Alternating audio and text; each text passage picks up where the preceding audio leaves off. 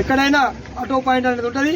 ఆ పాయింట్ ని గౌరవించాల్సిందిగా విజ్ఞప్తి చేస్తూ మళ్ళీ కూడా మేము తెలియజేస్తున్నది ఒకటే విషయం, కాకి షర్టు కంపల్సరీ ధరించి ఆటోకు వెనకాల ముందు బెల్లంపల్లి పట్టణ ఆటో యూనియన్ రిజిస్ట్రేషన్ నంబర్ కలిగి ఉన్న టాప్ నంబర్ ఉండవలసిందిగా విజ్ఞప్తి చేస్తున్నాం. ఆటో యూనియన్ కు విరుద్ధంగా నడిచి ఎవరైనా తాగి నడిపినట్లయితే వారి సభ్యత్వం రద్దు చేసి వారిని యూనియన్లోకి వెళ్లి తొలగించబడుతుందని చెప్పి కూడా విజ్ఞప్తి చేస్తూ, మొన్నటికి మొన్న రైల్వే స్టేషన్ల సమస్యలు కూడా మా దృష్టికి వచ్చాయి. ఆ రైల్వే స్టేషన్ సమస్యలను కూడా పరిష్కరిస్తాం. ఆ సమస్యలు కూడా పరిష్కారం కొరకు ప్రత్యేకంగా అక్కడ ఇన్ఛార్జీలను నియమించాం.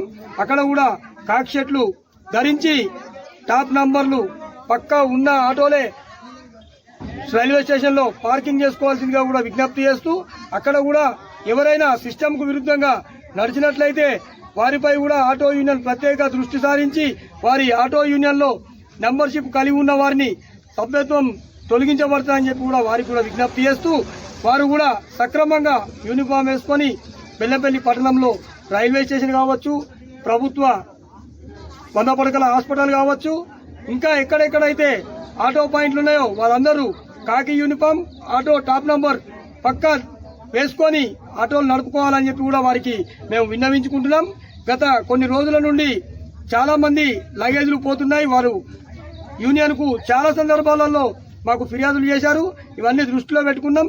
టాప్ నంబర్ లేని ఆటోలు ఎవరెవరైతే తిరుగుతున్నారో వారిపై ఏసీపీ గారికి ఫిర్యాదు చేసి ప్రత్యేకంగా వారిపై చర్య తీసుకుంటామని చెప్పి కూడా మేము ఈ సందర్భంలో తెలియజేస్తున్నాం.